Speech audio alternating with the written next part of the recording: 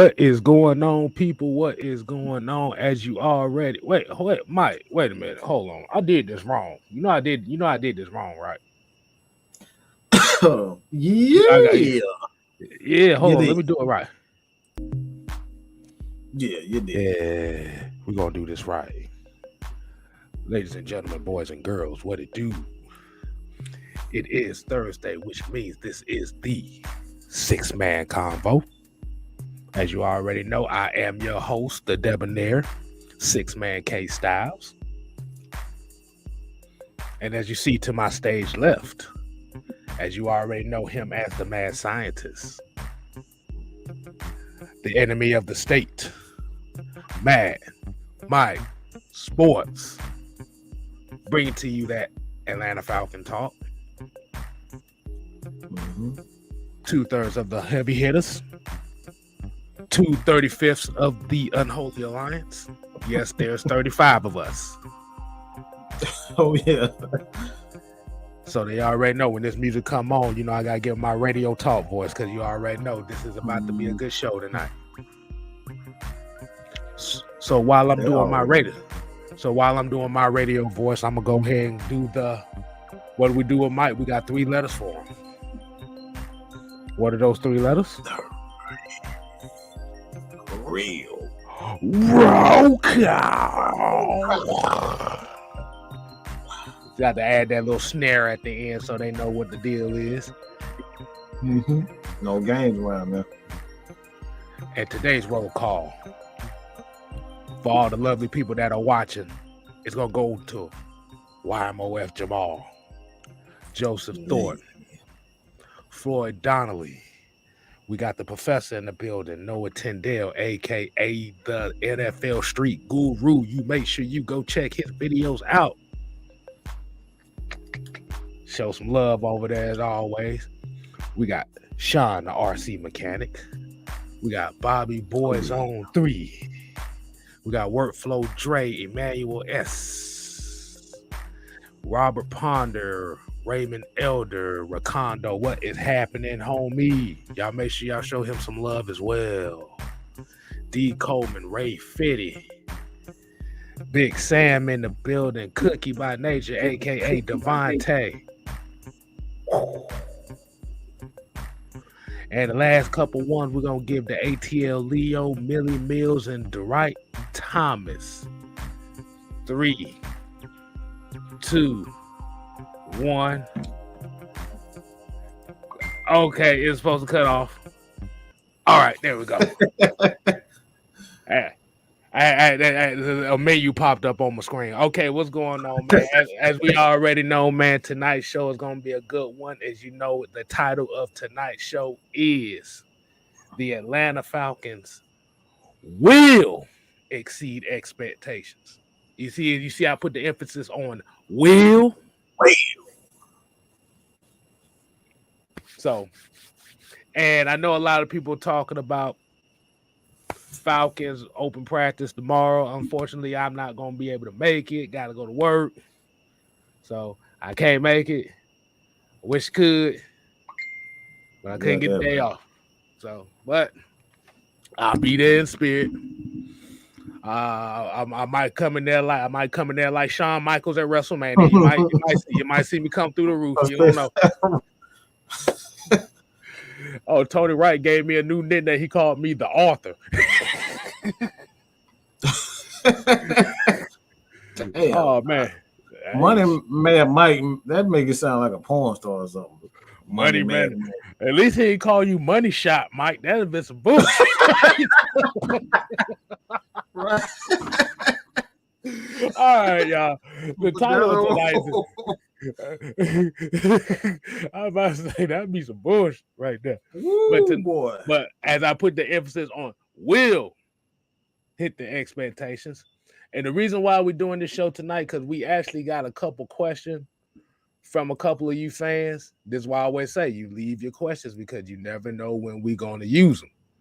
And I'm going to go ahead, if I can finally put this question. We're going to start the show off like this, and we're going to start with this question. And this is a shout out to Michael Walker. I'm surprised he ain't in here right now. But he got the question right here. He said, would you say expectations of this coming season is similar to the 08 season with a rookie Matt Ryan? New coaches, new quarterback, cheap veterans, questionable defense and special teams. Media expects us to win less than 5 games. Now, as a lot of y'all know, I did a video on this where I was talking about can the Falcons make the playoffs? This was a question that was made earlier. And my expectations for me is 8 wins. Now, the expectation from the national media, Atlanta media, and all this stuff is 3 wins. Mm-hmm. I call bullshit on all of it. What's your thoughts on that, Mike? What you got on that? I've turned over a new leaf. This season, I'm gonna be a little bit more aggressive in my mindset. God damn, boy, you already mad. You already mad. You gonna be more aggressive now? Yeah, I'm gonna be more aggressive in my mindset, but it's not gonna be the way that y'all think. It's gonna be more so me getting off the fence and making these predictions. Come off and just say, all right, this is what's gonna happen. This is my expectation. Because let's just be honest, just wait and see. Nobody want to hear that shit. Like, nobody want to hear Mike say, all right, just wait and see. I don't have any expectations for this player or that player or that player or this player. So I created a segment and a playlist on the channel. So you're going to get a lot of my predictions. All right. And this is a prediction for me. My prediction for this Falcon team this year is, as far as wins is concerned, it has to be 8 games. I think that's the ceiling for me. I don't think that's out of the. It's really not out of the question. It's not too hard for us to be able to do that. You look at this roster. I think everybody can say offensively we're much better than what we had last year, and we got one addition to the offense that's just going to be amazing. And this, yeah, Noah. Yeah, everybody know I don't do predictions. I'm boring as hell when it comes to predictions. So I'm getting my ass off the bench. This year. So I'm saying right now that this team is going to win 8 games, and mostly due to the fact that we got an element at our disposal this year that most teams in the NFL have, and that's a mobile quarterback. We got a mobile quarterback. We can move around, get those third downs conversions, keep the clock churning. I don't think people realize this is going to be huge for our offensive line. Because they're so used to having like I said, Matt is not necessarily a pocket quarterback, but you know what he's going to be, and that's the issue now. I mean, then is that you knew Matt was going to be in the middle of that, and you can blitz, you can send them off the edge, but now you got these guys on the offense, the defense side of the ball. They might think twice about sending a corner. They might think twice about blitzing or overloading one side, the Caleb McGarry that we've so used. Like, they will overload the hell out of Caleb McGarry, and then Caleb McGarry would get all the blame for it because he let guys go past him. Well, that's one of the main reasons, because teams know that Matt Ryan is going to be in that spot. All they have to do is put 2 guys in the middle, put another guy, blitz another guy off of Matt Ryan's strong side, which is his right side, and the only way he got to escape is to the left. Matt Ryan ain't escaping to the left, okay? Especially when his strong side is the right side. He's not escaping left. So the defense already got improved. So this year, the Falcons are going to win 8 games, largely due to the fact that they are going to have a mobile quarterback. That's the prediction this year. Well, I was gonna go for more so of the element of surprise. Um, as we like I said before, everybody expecting the Falcons to be the worst team in the league. And by looking at the schedule, as tough record-wise it was for last year,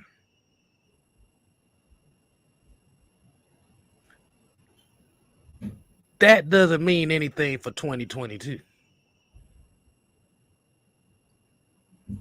Like you said, the mindset of this coaching staff, the mindset of where this team is trying to go is definitely going to be the driving factor for this team this year. As you see how they went to not only drafting players, getting players. They went with the identity of what they wanted. They wanted big, physical, athletic guys. Not fast and physical guys. Big and athletic motherfuckers. That's what they want. No, this ain't a Budweiser, y'all. Just. I quit drinking 10 years ago, about 15 years ago, because I'm a crazy drunk. So this is my this is my brewed Arizona sweet tea. Okay, so and I got H2O in here, so we good. But yeah, the element of surprise is gonna be there. I mean, the Falcons' main issue these past 3 years, I'm gonna say 3 years, and we've always been saying it, it's been lack of balance, lack of physicality on offense, lack of physicality on defense. I mean, just look at the players that they are bringing, and look at the mindset of these guys. These guys want to prove themselves. These guys are playing for contracts next year. And what's the best way to bring the best out of a player? Put them in a situation where money is on the line.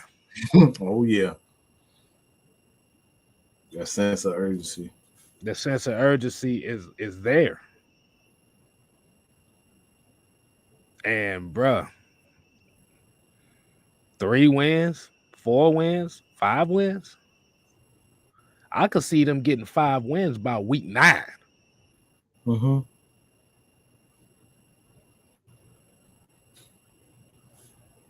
Week 8.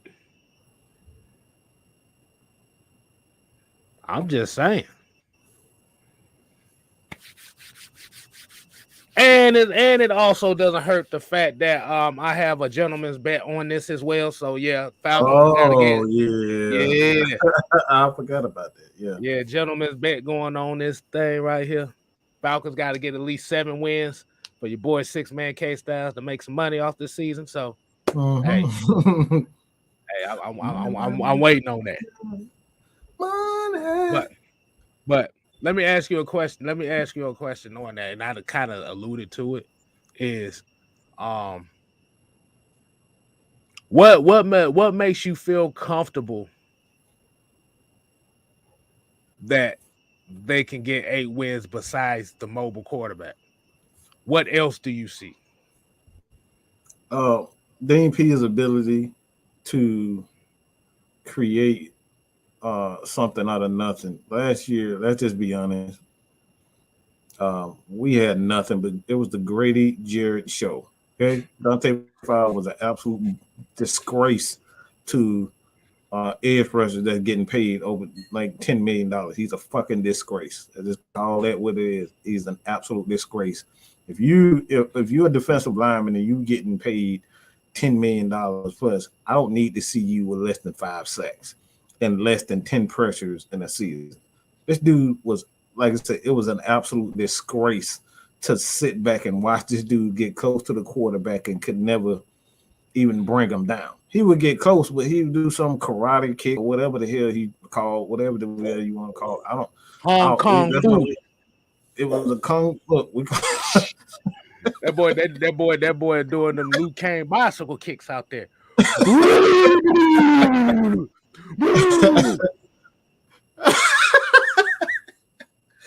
Wow.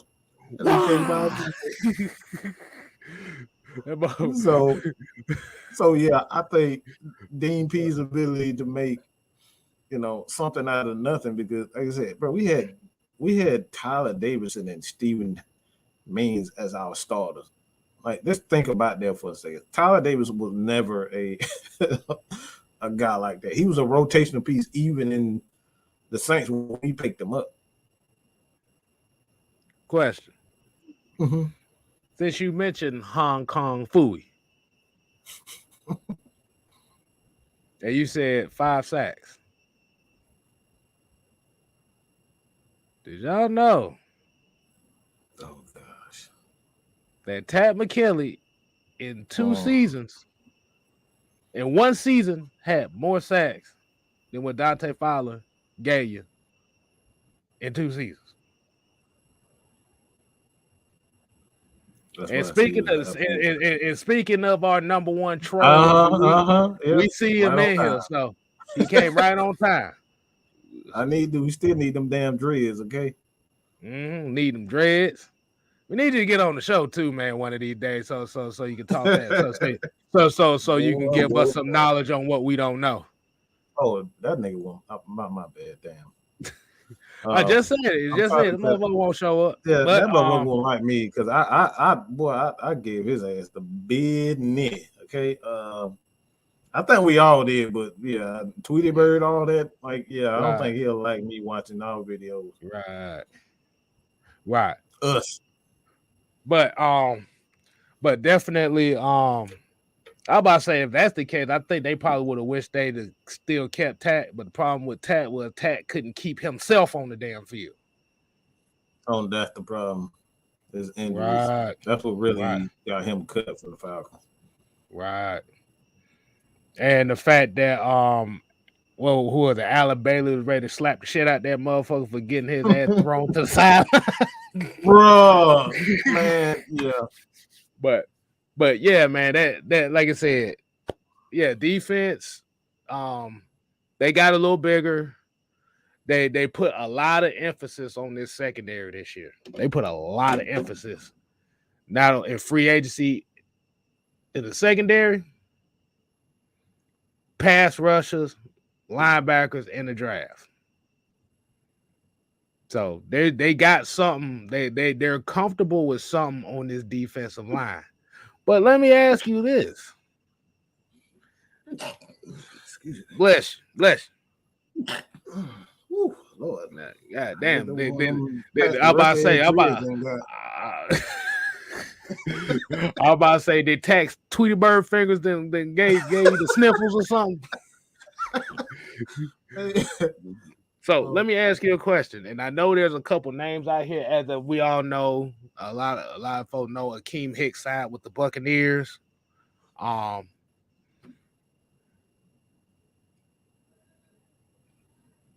There's a couple interesting names that are still out there. Would you feel like could actually help this defense this year?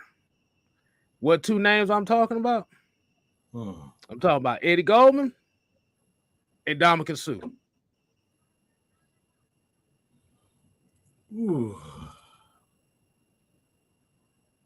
Could that be one of those interesting targets that the Falcons may look at?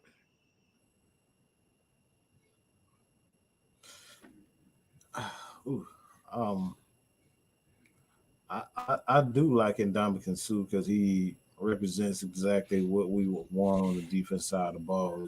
Is his attitude and his lust for to play on the edge. That's exactly what I'm not talking about the edge, the position. I'm talking about playing on the edge as far as like his mentality. Like he'll step on your fingers, he'll kick you in the head, he'll give you one Draymond Green kicks to the nuts. Like that man would do anything. Stomp him in the nuts. That boy like he boondocks personified. Let's just say that, bro. He's that. That's what he is. But I think at this point, I think Ndamukong Suh is like the reason why he's not playing. He's ready to show the Bucs that like they disrespected him and what he meant to that defense. I always thought that he was the glue to that defense. Because he allowed Vita Vea to not get double teamed. A lot of people are talking, well, he's powerful. Well, it's easy to be powerful when you go one-on-one with somebody. It's a totally different when you're the center of attention. A la Grady Jarrett. A la Aaron Donald. And that's why people got respect for Aaron Donald, because he get double, triple teamed, and the whole offensive line is, designed to stop him or slow him down. So it's completely different. Right. So we're going to see what Vita Vea is all about this year. This is his opportunity for Tampa Bay. Like, all right, we drafted you pretty high. All right, can you be in Ndamukong Suh? Because like Ndamukong Suh, he want his money.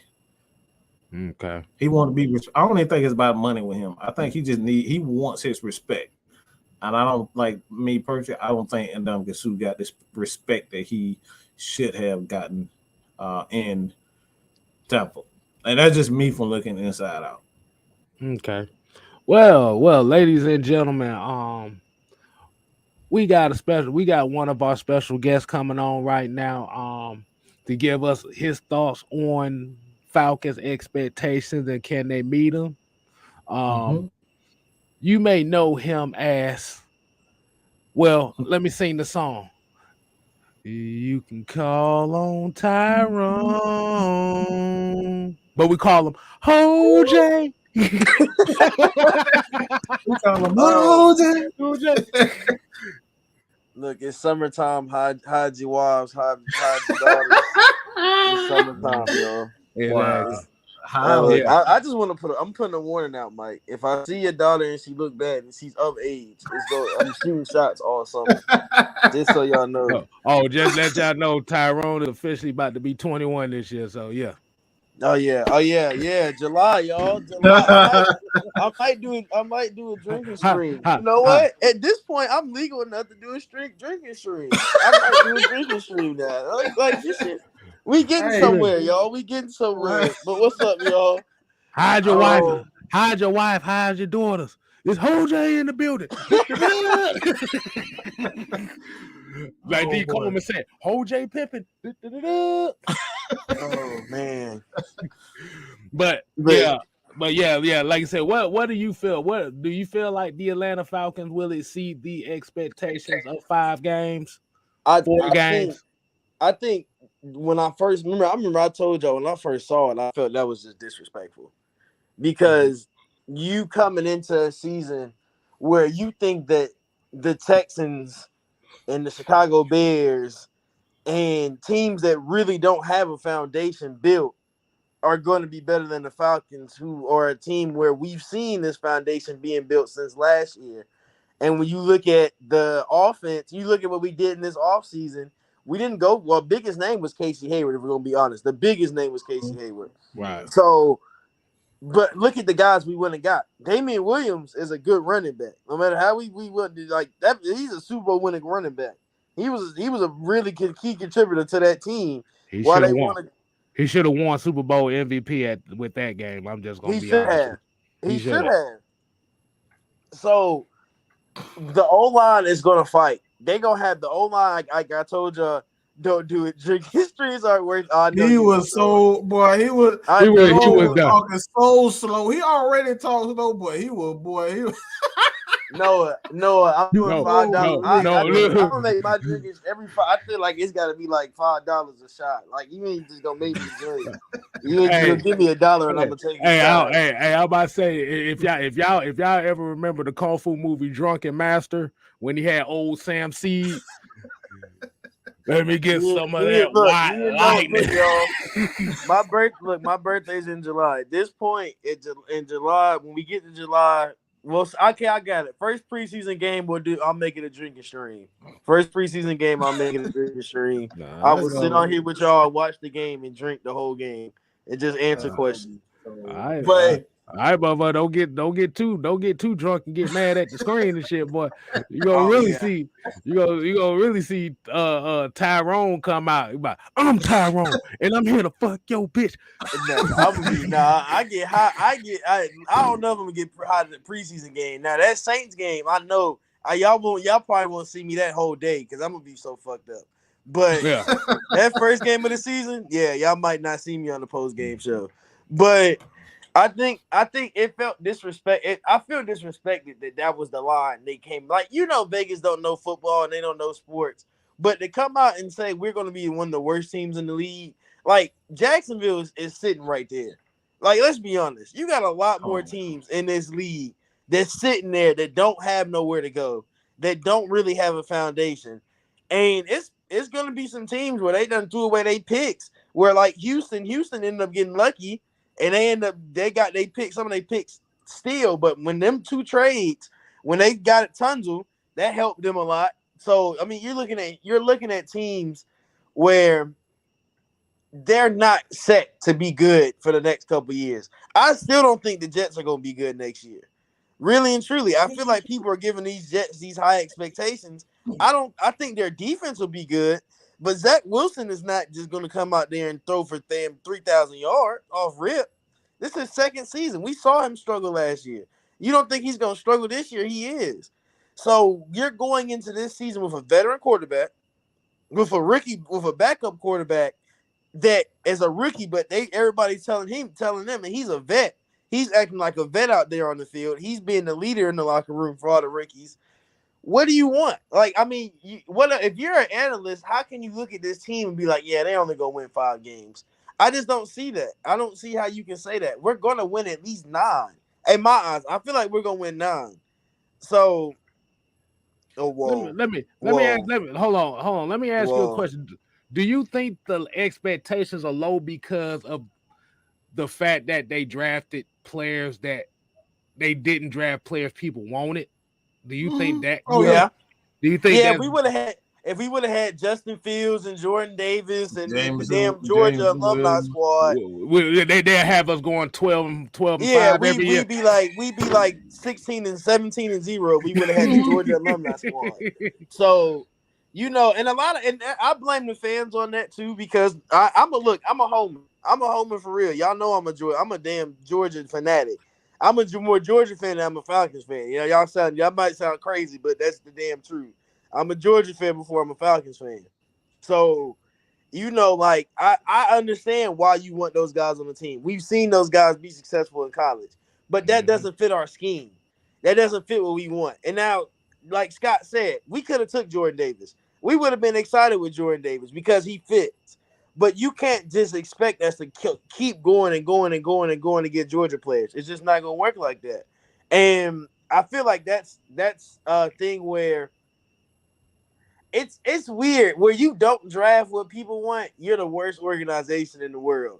But when you draft people, like when you draft the draft right in their eyes, oh, you're the greatest person. You're the best owner, the best GM. You're the smartest coach. And I feel like our coaching staff and our front office really don't give a shit about what y'all say. So just get ready for it. For the rest, till they get fired, till they retire. Those are the only 2 options they got. Till they get fired, till they retire. You better get ready for it. Let me ask this, because I want Anthony White, and he got Georgia gear on himself. So answer this question for me. What makes you think we're talking about a team? Hey, I'm about to say, you got to do that right now. You got to get him on the show to answer the question. You want to try to get him on? If you're ready. If you gonna come up here, Anthony? I want to see him come up here. You gonna come up here? I just want to everybody keep talking about they got better talent. What about the fucking coaching staff? I've never so. What talent does the Jaguars have? I'm just gonna name off some Jaguar pieces. He said the Jags. He said the Jags. He said the Bears, and he said the Jet. I'm about to say if he answers the question, he got to get on and answer it because this is a call out to you. You got to get on and answer it, man. I want to go at his point real quick, K-Styles. Go ahead, do you think? Because he said the Jaguars have more talent. So let's look at the Jaguars roster. I'm not even gonna go through the whole roster. I'm just gonna go off of names I know. You got Sunshine, you got Brokefoot ATM, you got the overpaid wide receiver. You got Josh Allen, the fake Josh Allen. You got the damn piece of recycled for you, Lucan. What else? I mean, that's the 5 I can think of. So let's think. Okay, now let's go to the Jets. You got who? Quentin Williams. You got Sauce, and we don't even know if he's gonna be a star yet. You got Zach. You went and got. Did they get a running back this year? Yeah, they ended up with was it Breesy? I think it was Brees. It was Brees. Brees Hall. Okay, and they got some old linemen in the draft. They've had good drafts. That don't make them have better young talent. So hold on, I got a question. I got a question. Coleman is stupid. In the car gobbling glizzies. Will Talk Sports said he a Saints troll anyway, but I got a question. When he mentioned those teams,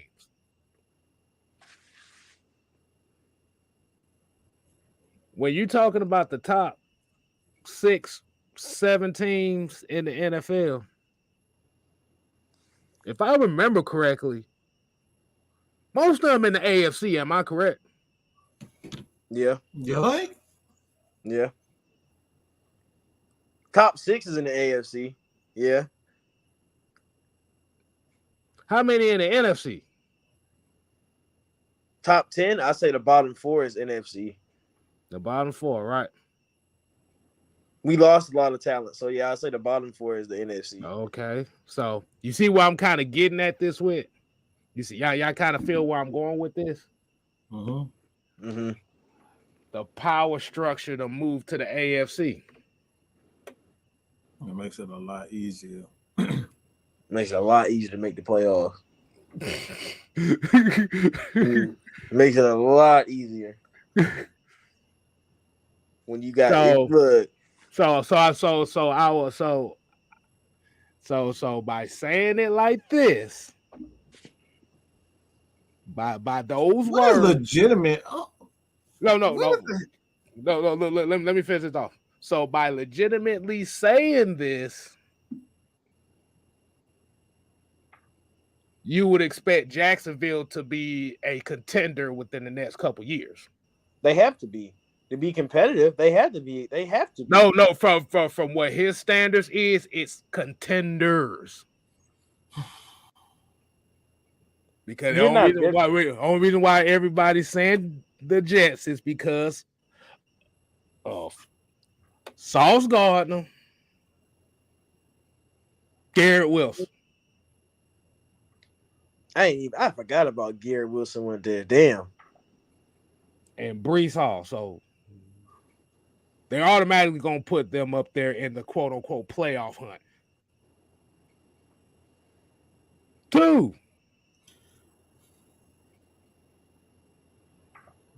In his eyes, Jacksonville better not be picking in the top 10 or 15 after this season. Yeah. 3.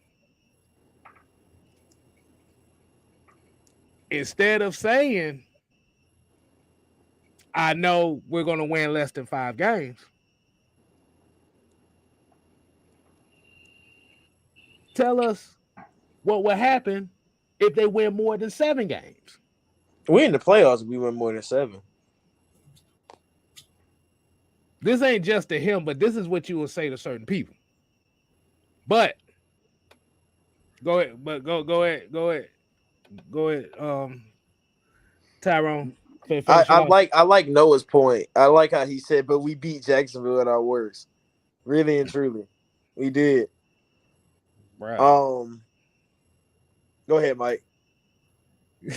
What the fuck is legitimate? What the hell is legitimate competition?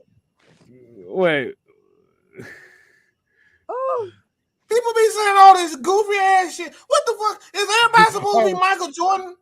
Everybody's supposed to be Kobe. Everybody's supposed to be Tom Brady. What the fuck is legitimate competition? Hey, remember, we still gotta face the realities of what critical tackles is and quality tackles. We gotta go to quality tackles. Everybody use all these words like y'all know. Like what is a legitimate competition? What the hell does that even mean? Damn, Bridget done Because called his you ass. don't think they good, they not good. These folks calling his ass out because they talking about, boy, you at school at 8:45 in the afternoon. Nigga, it's 8:45. This nigga talking about he in school. What you call that motherfucker at alternative school? That's what the hell. Oh God, Mike, we can't say that. No, Mike, we can't say that. Damn it, homie. That boy's online. He doing online school, bro. Oh God, he in summer school for real. He in summer school. Damn, come on. Bro, this is like, I look. I just want to understand. I want to understand. Like y'all can't just be using or his not legitimate competition. Oh, he didn't get critical. What the hell is a critical tackle? What the hell is legitimate competition? I be wanting to know the same thing. Like, use a word and you can't explain your word. We had Scott Correct, whatever the hell his name is. He came out and said he's not a good quarterback because he's not a good quarterback. What the hell does that even mean? Oh, you talking about backup quarterback energy? He got backup quarterback energy because he got backup quarterback energy. I don't even. That don't even make sense. That shit still don't make sense to me. I'm trying to figure out. Like I said, I done heard it all this year. I done heard Dion don't make critical tackles. I heard Matt Ryan doesn't make critical throws. I heard Grady Jarrett doesn't make quality tackles in the backfield. I done heard Mariota got backup quarterback energy. I heard Drake London sucks because he's not fast. I'm like, God damn. My thing is, if you're a fan, right, and y'all are dumb. Even King Styles gonna make me laugh. If you're a fan, and you sit there and listen, I don't have no animosity. Only other sports brand I hate, and everybody that knows me knows I hate them. I hate the fucking Athletic. They can go suck a dick. I just want that to be said out loud. Yeah, I don't ever think about how I review. You don't like them at all. I hate the Athletic with a passion.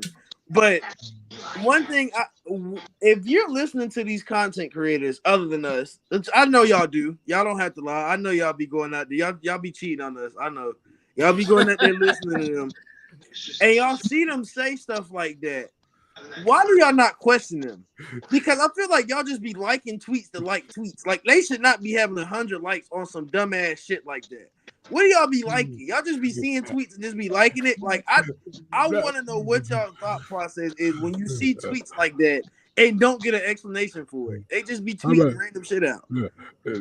I'm just still trying to figure out where all these new categories on how we rate these players come from. Because I thought it was. We right there, K-Style. I'm trying to figure this out because, like I said, the last thing I heard of anything critical was critical arts and soul caliber. What the hell is a critical tackle? Backup quarterback energy is the stupidest shit I've ever heard in my life. Putting adjectives next to stats. That's it. That's everybody using throwing out these adjectives. They don't even know what the hell they talking about.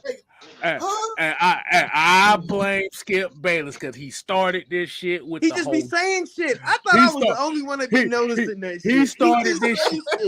He started this shit when he started talking about Dak Prescott led the NFL and big time throws. I'm like, motherfucker, what big time throws led to a damn playoff win? They didn't even win. Did they even go? They did go to the playoffs. They go to the playoffs. I'm And like, that nigga Millie said that Millie funny. He said, man, when I see those tweets, I'll be like, oh God, I hope Mike don't see this. That's hilarious. I'm like Means and Fowler, they get critical pressures. Like Bubblegum said, get critical pressures. Be like, hold on. I gotta call somebody out. I gotta call another person out for this goofy shit I saw today too. Okay. Aaron Freeman. Somebody clip it. It's fucking June. Somebody clip it. It's June. Why are you just not doing film?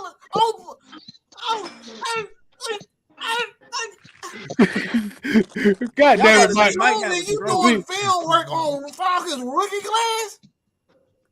Well, motherfucker, we about to hit camp now, bro. What the hell is you? We about you to late. hit preseason camp, and you just now hitting, and nobody calling them out. And the way he said it so confidently, like, yeah, man, I'm tired of doing film on the rookies. Nigga, it's June. Bro, we was doing film on them last year. Hey, look. Southside here said right here. Skip Bailey said Tom Brady led the league in deep passes, air distance pass. I'm like, the fuck is we, bro? I think the thing with Aaron Freeman, right? I feel like y'all, we all like I said, we respect everybody. We respect all the opinions. But why do y'all sit out? I'm calling out everybody. As a Falcons fan base, why do y'all sit there and let this man just say shit? He just be tweeting shit. He don't say nothing important. He just be tweeting numbers, and y'all be sitting there eating that shit up. Everybody just be. I'm just start tweet numbers and see how many likes I can get. Because all you gotta do is just post random ass PFF stats. Hey, look. The next tweet you gonna hear from me, I'm gonna put in a random ass number. I'm gonna put in 275. That's it. Let's see if anybody. Bubba Gum said he was hibernating. Like he hadn't been doing something in a whole year, Bruh, Noah and Trey did do shows on articles on prospects. They did, bro. They did shows. Noah and Trey did shows all. They did shows all damn spring, bro. They was more in depth with these rookies than we were. These are all I still commend Noah because Noah put in a lot. Like, bro. Like, yeah. What do you literally work? Okay, you work for a podcast. We're not gonna name the podcast, but if you follow Aaron Freeman, you know what podcast he worked for. You work for a podcast, and click clank. That's all I gotta say. Click clank. Click clank. That is a. I mean, I wouldn't say they're big time. They're not big, but because it's a company, so. Why are they letting you just tweet shit out like this? Why are they not checking you? Why are they not saying, hey, like we as a group, we all be looking at each other tweets like this nigga saying some nut shit. We always say some shit, this some nut shit. We gonna be like, this nigga saying some out of pocket shit. You go get a text from one of us. Somebody go get a text and be like, bro, what are you talking about? What is this company doing to be like, let's just let him say anything. Let's just let him go for it. You know what I just realized something? And you said something that's very interesting. How is it that you said don't nobody really call them out on shit? But have you noticed that the only Falcon content creators they try to call out is us? Oh, we get shit talked all the time. We the only ones I be in these comment sections. I be in these we the only ones that get called out. I love it. Oh, what's up, Floyd? How you doing today, Floyd? All right, go ahead, Sam, man. I gotta give a shout out to my girl Bridget. Boy, Bridget,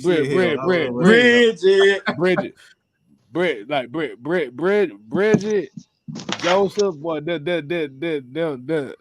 magoons right there, boy. They be looking out for real. But yeah, Sam, what's going on, man? I know you hear this riffraff going. Yeah. I'm gonna piggyback on a couple of questions. That motherfucker came out the tape. He looking like y'all ain't finna beat his ass for what he about to say.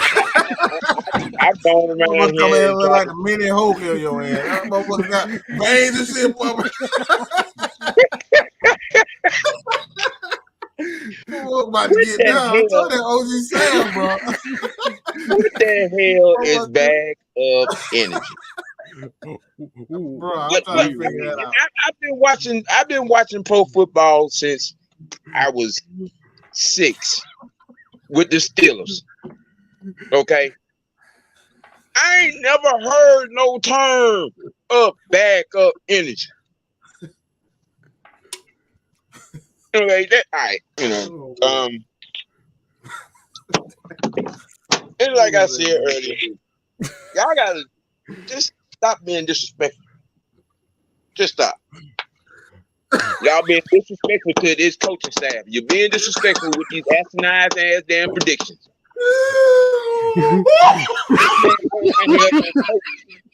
He coached. But little or nothing. Okay, I'm sorry. Boy. Sam look like he about to whoop somebody's ass, boy. Y'all come at him, boy. Bro, you know who Sam like. Y'all know who Sam. What movie was that with Samuel L. when he was crazy? What movie is that when Samuel was crazy? Oh my god! Black Snake, Black Snake Mom. Yeah, that's exactly what he looked like. He looked like he would just walk up and just Hold on. Oh man, that's Sam. That's what Sam gonna do. You know how Sam look, bro. Y'all gonna see how he like that mean look on his face. That's Sam right there, boy. Look, they be calling Sam old and shit. Look how big that nigga Sam. Sam gonna whip one of y'all asses one day. He gonna hit the shit out of y'all. Y'all gonna keep trying to keep the shit out of y'all. Why don't strong? That nigga got old man strength. Y'all keep calling him old. Exactly. There's a reason why I keep a pharmaceutical representative and a spare pack on deck. Oh, Sam. That's why there's still a lot of folks walking around here breathing now. That shouldn't be. Oh. I'm trying to breathe today. Good God, bro. He look like he make his grandkids cut grass all day. That's funny. Oh my God. That was funny, bro. Nah, that boy be having his grandkids up on the roof, goddamn, doing some towel and shit. Yup. Now you better goddamn put that towel on down there before I come up there and snap the shit out both of y'all. That man said CJ. He do look like CJ. Exactly. Oh my God, he do look like CJ. CJ. I ain't gonna lie. He said, "Oh shit, here we go again." Oh shit. All right, go ahead, Sam. Keep going, Sam. Keep going, Sam. We still try to figure out what the hell backup energy is. Arthur Smith coached his team last year with little or nothing to 7 wins, and it should have been 10. Yeah. People are running around here hollering, we gonna win 3 games, 4 games. Right? Shut up. Stop being disrespectful. You're being disrespectful to a Hall of Fame defensive coordinator that won a Super Bowl. You're being disrespectful to a man that has came into a mess. Okay, a mess. And could have won 10 games last year. And y'all talking about 3 or 4 or 5 or 2? Shut up.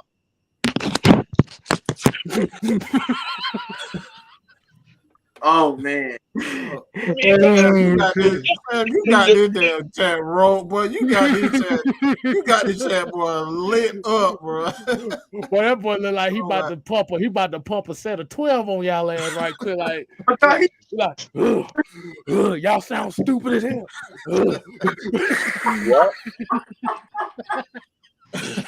Oh, What?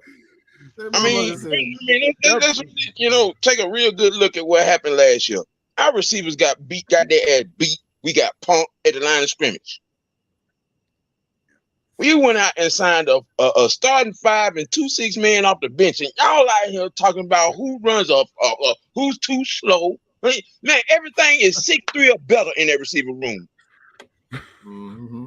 Sit your goofy ass down somewhere and shut up. Oh, he said it. We got to put it up. There we go. There you go. Everybody time somebody say sit your goof ass down, we gonna put the sit your goof ass mascot up. I mean, it's crazy. You got people out here upset because we ain't out here throwing money around like damn Jacksonville. Motherfucker, we ain't got no money. We try to save money for next year, bro. We ain't got no money. If you stop sitting around looking for something to complain about and actually look at what's going on, you might see what's happening. Yeah. We have a legitimate chance to win this damn division. Y'all out here talking about who we didn't damn get. This dude is literally cutting a wrestling promo on y'all asses right now. Y'all do realize that, right? Hey, man. Hey, Sam was a dope boy. I told y'all. Y'all gotta go to the channel. OG Big Sam. That boy over there looking like Tony Atlas and shit. Hey, man. Please watch Sam on. That motherfucker been a body slam. The first thing he see, it might be the damn stray cat down the street somewhere. No, I'm hoping it be Aaron Freedom and Sugar Free Air. Whoa. No, this is supposed to be a discussion. We wasn't ready. Oh, this is unscripted. This is unscripted. This was not. It wasn't supposed to go this way. Y'all, this show is over. Cut the music. Hold on. We got put intermission music on right quick. Intermission.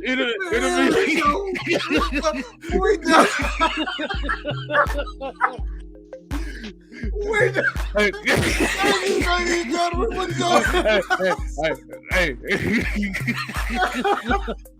I'm sorry. Hey, I'm sorry, y'all. We're going on intermission. We got intermission right here.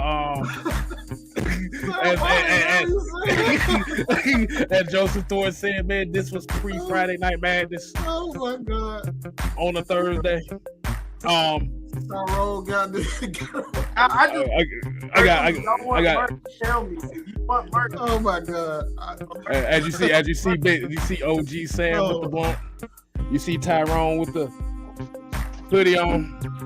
You see, man, Mike done got the fuck on. The hat is gone, bro. Y'all know what it means when the hat gone. I'm done, bro. Hat off, y'all. So, all right. Yeah. All right. Yeah. All right. I think we caught this motherfucker. Why you got to say that, Sam? Damn. I'm already getting blamed for every damn thing. Jesus, I'm like, bro. God, I kind of want to take this off so they don't see what it is. Bro, I'm sorry, boy. That was some technical difficulties, man. I'm so sorry I apologize to everybody for that, but that shit was just too damn funny. I was not expecting that. God damn. Man. Oh my God. We didn't expect that. I wasn't expecting that one, bro. They gonna get me so I'm already fucking number one, bro. They gonna sit my ass under the damn prison. Bro, this shit live on my channel. What are you talking about? You good? It's like on man Mike. Hey, like we said, bro. Like you said, this is why we say this is the unholy alliance, bro. Oh my God. This is what you get out of it. This is some real G talk stuff going on right now. So y'all better get used to it. So these motherfuckers is dying laughing. And Sam, you done literally just sat here and took over the whole damn show, bro. The whole damn show. Over this mother. Bro. I'm like, look, I had a whole nother topic. I like, bro, I don't know what. Oh, what the hell this shit going? But I'm glad you're here, Sam. I'm glad you're here, Sam. Cause okay, I'm gonna get back on point. We got about 15, 20 minutes. We got one more question to answer. And this was another question that was answered. Malachi Gamer said, why are so many people sleeping on Mariota? He's shown to be good. Why? Let me set it up, TJ. I'm gonna let you go first. Let me set it up. Why do you think that they're so down on this quarterback room when they gave them the quarterback room they've been asking for? Floor is yours, TJ.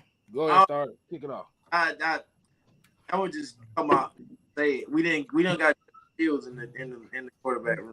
That's really what it is. It's really and truly it's really just him. And it's funny because next year, if we don't see Ridder, if let's say we have a good season or we have a bad season and we are a top 4 pick, the first person they gonna say is who? Everybody know who they gonna say. It's only 2 quarterbacks niggas want.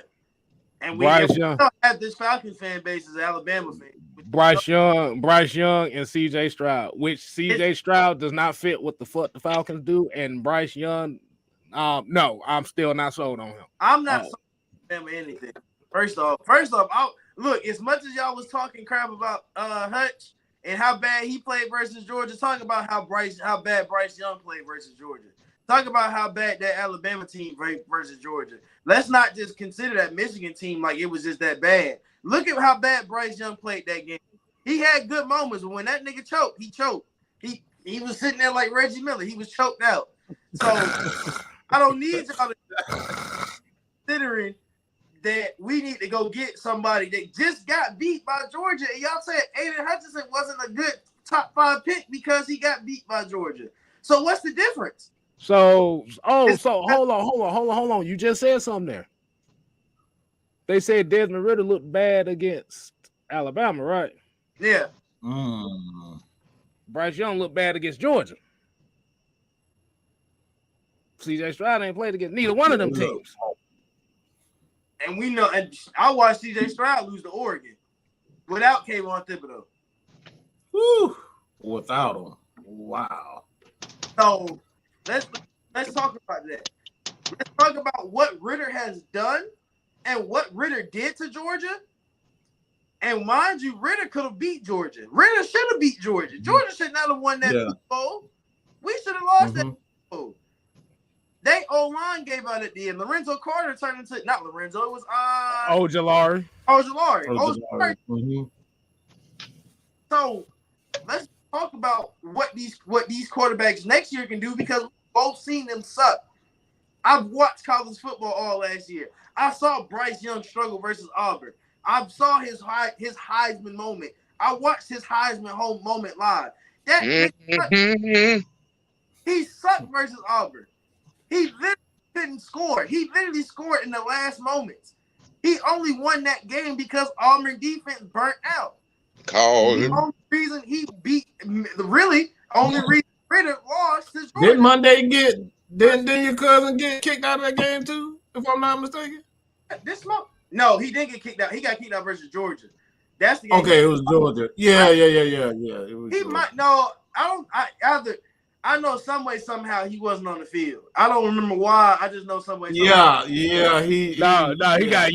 target. I think he got a target in. I think it was. I think it was a target and that got him out of there. And for those that don't know who we talking about, yes, TJ's cousin is Smoke Monday.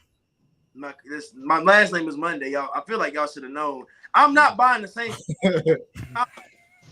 If I see one of y'all say go buy his jersey, I'm gonna light your ass up. I am not. Bro, you ain't gotta worry about me not buying that shit. I never put that shit on. Best thing I do on earth. I will buy him. I will make a Falcons jersey with his number on it before I did buy a damn Saints jersey. So, my thing is, I've watched these quarterbacks, right? I've watched Marcus Mariota. I remember half of y'all young niggas wanted to be Marcus Mariota at Oregon. What are y'all talking? Why do y'all not like him and y'all wanted to be him? Y'all wanted to be Jameis. Y'all wanted to be Marcus Mariota. And I remember a lot of y'all, because a lot of y'all like Oregon because of uniforms. And y'all was like, oh, well, man, Mariota hard, man. I like Mariota. So what happened now? Mariota now is what? He's like he's about to be 30, right? Or he is 30. He's close. Yeah, he's 28. He's 28. 28. So He's 28. So from the time he was in college to the time now, you just had all this love lost. Y'all was, I almost said something I can't say on this show. Y'all was sitting there loving this man with as much possibility while he was at Oregon. Ooh, I know what you're talking about. Y'all was loving Desmond Ridder when he was at Cincinnati. Y'all was loving all of these other. Y'all love Bryce Young. Y'all love C.J. Stroud. But my thing is, y'all haven't watched these guys versus good talent. Mariota showed himself. He lost a championship game, right? We all know he was going to lose that game. When he beat Jameis, he should have been the number 1 overall pick, but he didn't. He ended up going to Tennessee. He went number 2. So we can go all the way back, and we can talk about all of the stuff that happened. We can talk about his career. We can talk about how hurt he's been. But we can talk about what we've seen him do. We've seen the flashes he's had. This man took Tennessee without a good wide receiver core to the playoffs. Let's talk about that. Let's talk about when he was on fire with Arthur Smith, when they was locked in, he burnt us. He killed us that game. He killed us. Yeah, he did. So it's no reason why you should be sitting there doubting these quarterbacks and then wanting to go look into the future at a quarterback that we don't know is going to be good. And I know Bryce Young is not going to be that good. I've seen this man in clutch moments. He choked the shit out of that game versus Georgia. He got the ball back, and Stetson wanted to lose that game. Stetson was begging to lose that damn game. And y'all still let this man win. It doesn't make sense to me. You watch C.J. Stroud at Ohio. He played him Ohio State. Uh-oh. Sam running off on the plug twice. Oh, my God. Look, my thing is, quarterbacks from Ohio State. Rest in peace, Dwayne Haskins, because I think he probably would have been the best one to come from Ohio State. How many damn quarterbacks from Ohio State have we seen flop? They have all these damn records in the Big 12, all these Ohio State passing records, and they fucking flop. How many do we have to see? Ohio State hasn't pulled out a Pro Bowl quarterback yet in the history of his school. What is Alabama? History. Quarterbacks do we have to watch fail? We done watched every Alabama quarterback fail. AJ McCarron is in the booth right now. Go ahead, Sam. Go ahead, Sam. It just came to me who Bryce Young remind me of. Chris Lee. I Chris see it. I see it. Chris Lee. Yeah. That is him. Oh, my gosh. That is him all over. With a better offensive line. With a better offensive line. There's no difference. Now, to answer your question, the problem is they wanted they wanted the James Evans back there, and they got 2 Michael Evans.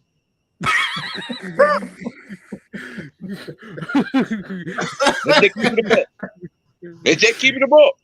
Hey, that's real. Hey, talk your shit. Talk your shit, OG. Talk your shit. You know what I'm saying? That's what's wrong. Sam, you got Sam. This is all Sam. Okay, don't think this ain't Sam. This Sam wild like this every day. Yeah, you want it to change. Embrace the change. But now you mad about the change. You know this Atlanta sports fan base is so narcissistically, hypocritically, hilariously out of touch with reality. I mean, it's just not even laughable. The receivers we signed.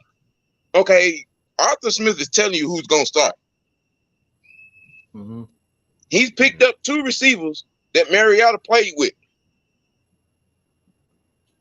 Brian Edwards, he played with Mariota with the Raiders. Firkser, he played with Firkser, if I'm not mistaken. And the boy that we just signed, he played with him in Tennessee. Yep. Okay, for Mariota. Arthur Smith is telling you who's gonna start. And they bringing in all the players that he know. They bringing in that know everything they do.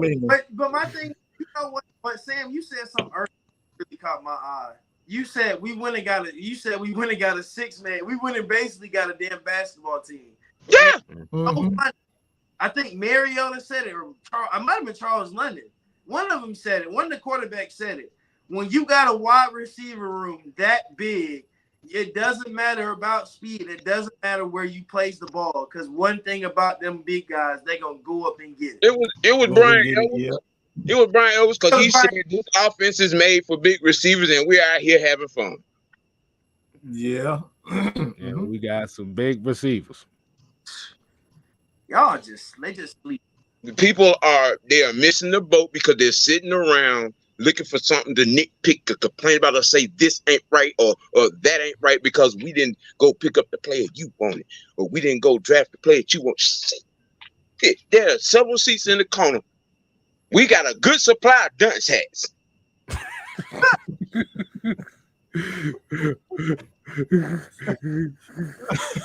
I'm just saying now. You know, I mean, you at some point you got to have a moment of clarity and be a fan. Cheer for your team. Cheer for your team. Yeah. I'm still laughing at the fact that listen. When we at home and it's still not a home game, that's an indictment. Man, when you want to get out here and have an opinion about something, man, you don't sit talking, man. Well, look at him. Y'all better find something intelligent to do instead of giving these asinine ass takes and hitting sin. Don't hit Sam. Because the unholy alliance will find your ass and put you up on the board of neon lights and show and break that shit down on how stupid you are, syllable by fucking syllable. You're gonna either get the goofy, or you can get the worst one of them all, the powder toast. Powder toast, boy. Do you want to be one of those two? Listen, I'm gonna keep it a buck. I was of the mindset during the draft. Yeah, I was upset because we didn't get Jordan. I because I felt like that was gonna be a monumental thing. Mm-hmm.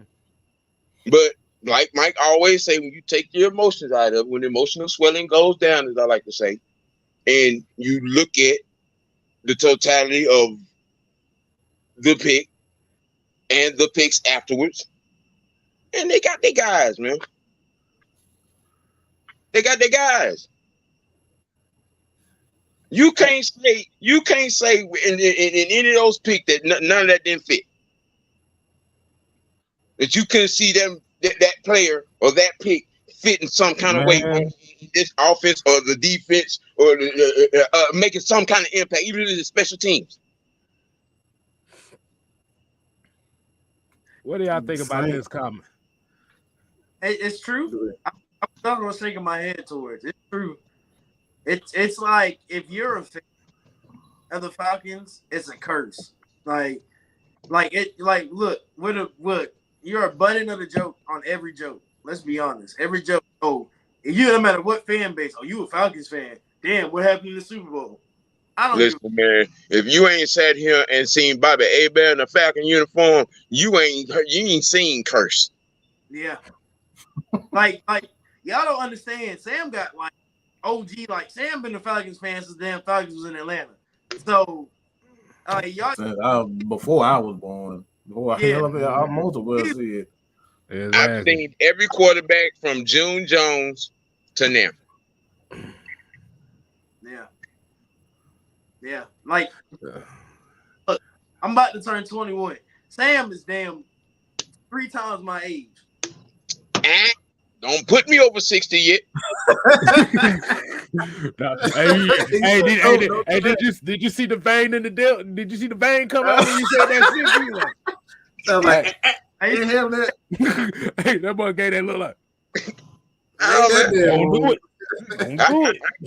I got a good nickel plus 2 before I see 60. Right. Man, I might find a Jar Jar Binks picture and use that as something new or something. Right. But man, look, I let me say this real quick.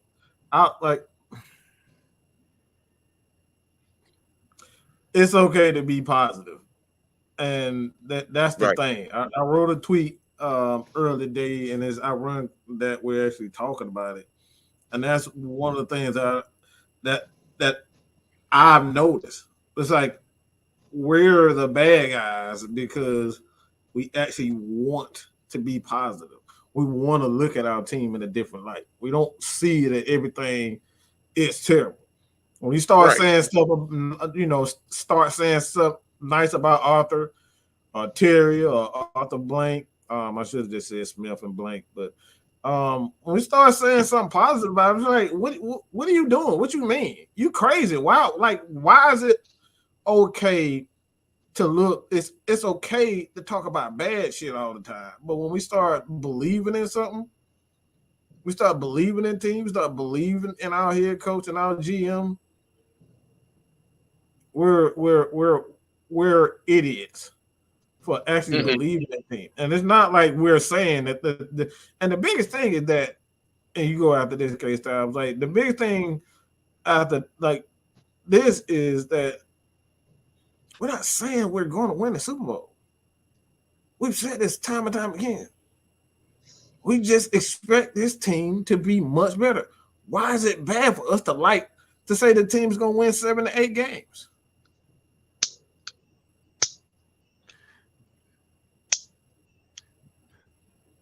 Right. I'm about to say, maybe it's because that's what they want. Maybe that's what some folks want. Because we have to remember we're at a time and age where people thrive more in negativity than they do. Oh yeah, they want us to fail.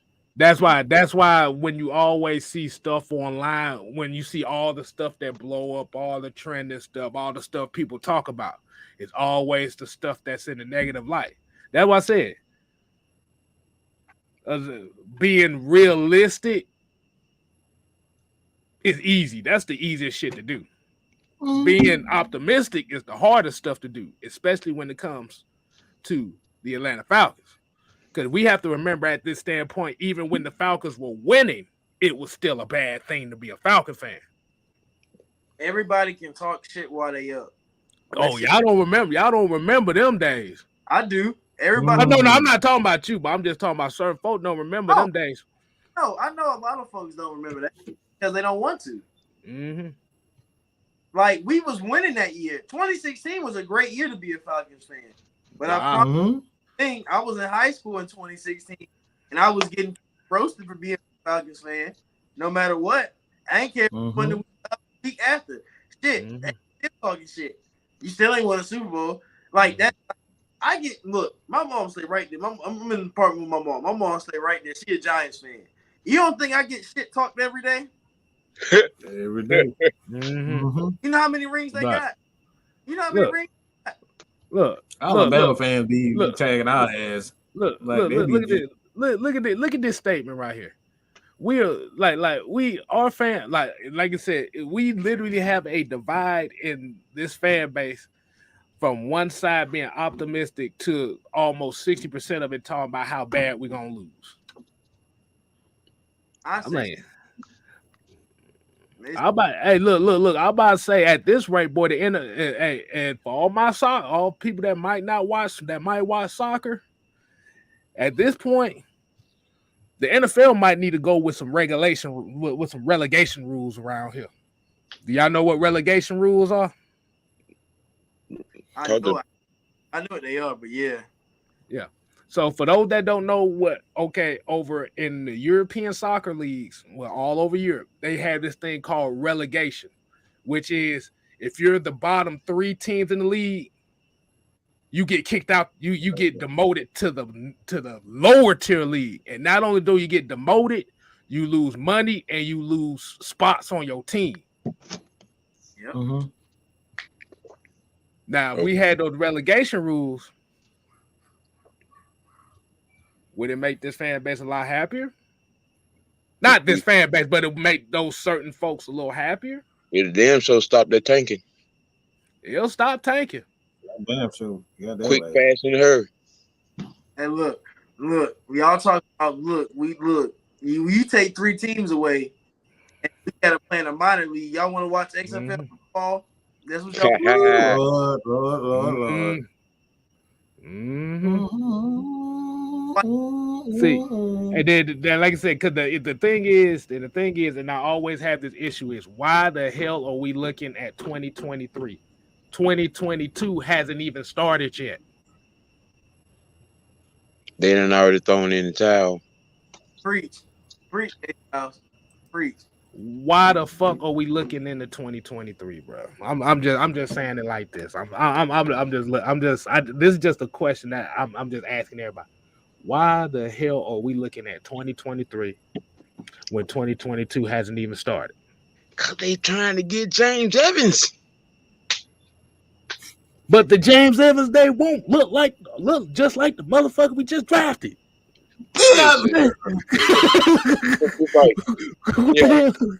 My thing is okay. You watch Desmond Ridder lose Desmond Ridder only lost 2 games in college. He lost 2 games that everybody watched. But he lost to Alabama, lost to Georgia. He lost to the 2 best teams in the country. 2 best, yeah. Say it again. He lost to the 2 best teams in the country. So, with a non-Power 5 team, right? A non-Power 5 team that really didn't have a lot of weapons on offense nor defense. Well, they had a little bit more on defense, but offensively, outside of Desmond Ridder and Alec Pierce, you couldn't name nobody else on that offense.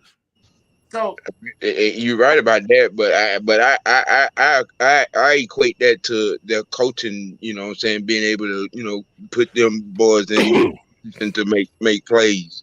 Luke, I mean, that coach. I mean, that's what I'm. So if y'all read, I don't know if y'all read, but if you can, I would advise you to go read Tori's.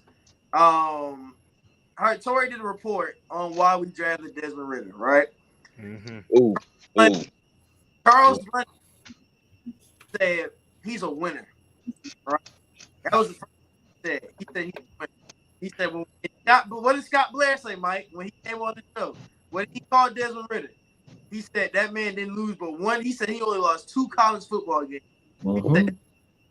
He said he has a winning mentality. He knows how to win. He knows how to win. Look. He played Tulsa last year. I want y'all to go back and watch. He played Tulsa last year. They should have lost that game. For the first half, they should have lost that game. It was a close game. Mind you, Tulsa almost beat Oklahoma. So that was not a bad team. That was a really good team. You watched him go in the second half and blow out Tulsa. Mm-hmm. And just destroy them. He just picked them apart methodically and just beat them. But he beat them with his legs. He beat him with his arm. He beat him with his knowledge. You know this man as just go ahead. No. Because I was about to say, because I think this is what Anthony kind of said. This is kind of one of the main reasons why people are looking at 2023 is because of all this cap space that we're supposed to have. You do realize that Chris Lindstrom is coming up in contract. You do realize AJ Terrell is coming up in contract. AJ's getting that money gonna be there. That good. That half of that money, like I said, if they sign those 2 guys, if they give those 2 guys contracts, especially if AJ Terrell had the same year he had last year, this year, he has got better every damn year. Of course, he's going to have a year like he had last year or better. Look, I'm about to say, if Chris Lindstrom keeps going on the tear like he's doing, see, that's why everybody's waiting on Quentin Nelson to see what he's going to make. Yep. I think Quentin got Quentin got an extension, and I said this in a show where Quentin Nelson has his contract. Somebody said he could. It's a 40. I think this is his base. It's Right. $40 million. Quentin Nelson is going to get a damn near 5 years something dollars. It's going to be some money. So let's think about it like this. If Quentin Nelson, let's say Quentin Nelson gets 5 years, that's a big contract for a lineman. Well, let's just say he gets 5 years, maybe what, $465 million. Mm-hmm. That's gonna be. We gotta think we're gonna match that contract with Chris Lindstrom or something close to it. It'll be a 5 year 60, 5 year 59, 58, something to that extent. Then you got to think AJ's going to be one of the highest paid corners in the league. Mm-hmm. So he's going to get at least 25 million. That's at least 5 mil. That's at least 60 million of that cap space gonna be gone. Right, which leads to this because I saw a lot of this the day before I made my little segment. Like okay, like I said, the Bucks, slid in and got Hicks, and a lot of people saying that Ndamukong Suh is on his way out. All right, and I've seen a lot of people. Well, we don't have 60 million, we don't have 40 million, we don't have 30 million to get that man. Because I'm about to say, because by looking at overthecap.com, looking at the 2023 year, right? It said the team cap space is at $38 million. So where the hell is this $100 million gonna come from? Unless you're gonna be cutting motherfuckers. Mm-hmm. We're at a point where it got close. Mm-hmm. Real quick. I have to say I'd give it another 72 hours, but I'm just saying Deion Jones is still a Falcon. Oh, you don't say. Oh. He was first. Did I slide one in there? You slid that one in there. I thought he was after June 1st. I thought. Wait now. Wait. It's June 2nd. Yeah. It's 30. It's June 2nd. The fourth or the fifth roll through the gap, and now. What y'all gonna have to say then? You can't. I mean, what are you gonna trade him and why he hurt? You think a team gonna take a chance on him while he hurt? That's not even happening. There's a reason why this team is moving the way it moves. We didn't even know Deion was hurt. We probably would have never known Deion was hurt till Arthur said something. Right. Yeah. I would have never known that. Right. That under wraps till summer training camp started. And we would have been like, damn, where Deion at? He was like, oh, he hurt. Yeah, he can't make it. But he ended up doing it early. Keith Smith probably won't be back to training camp. He told you that. We would have been looking for him. You could have been like, man, I don't see Deion nowhere. And they would have said, no. He did that out of respect and out of the media to make sure y'all know where these players are. Look, Arthur Smith, he has his little headquarters in the basement under his coaching headquarters, and he has about eight screens, and he is social media. He is looking at all of the dumb shit that these fools say. He looking because he takes little shots, and some of them are direct. Then some of them he just be like, throw this at your ass real quick. Oh yeah, all these, they take these shots, direct shots at people. They direct, believe that. Mm-hmm. Oh, and speaking of, when I said that 38 million, right? Falcons have no dead cap hits next year. Yeah. Uh-oh. Oh, Still hey, says 38 million. hey, we go. I will say, I mean, they said that. y'all love the shit talk Terry, but that nigga is amazing. That's one amazing. That man came in here and made Thomas Dimension look like a damn goofball. Look, But if you saw that man work in New Orleans, man, I mean, you know what I'm saying? When he got the time and the turns, shit, he did wizardry work with they damn salary cap. but I'm not but surprised. but what about Mike? What have I always said about Terry Funk? No. Black folk know how to do know how to make make every cent count. Yep. Know how to do the most with the least. With the least. We know how to do the most with the least. New Orleans got cap held next year. They in some, but they really They got a whole lot more than cap hell. They got a whole lot more than cap hell. But they in the 10th circle of hell as far as cap going on. And them motherfuckers on the other side of the universe with that. They done went through purgatory 4 times. Arthur Smith, yo, how you Arthur?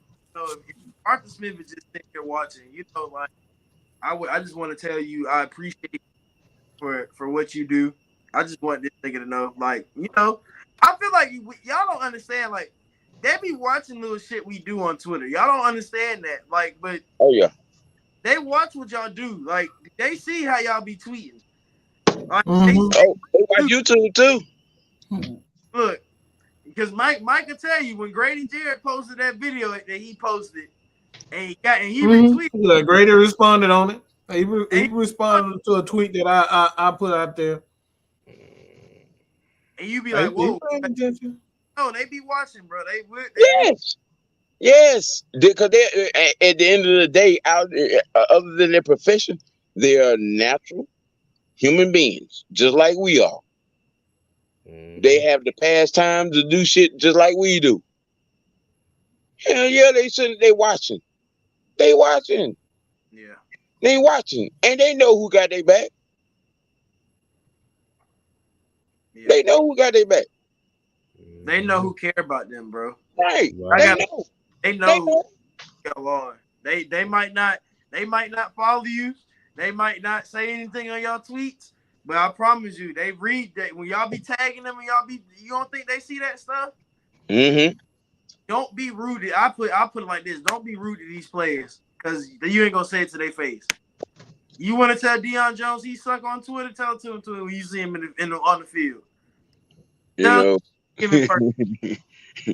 all them folks, they talk all that kind of noise. I was like, you know, they used to say all that stuff about Matt.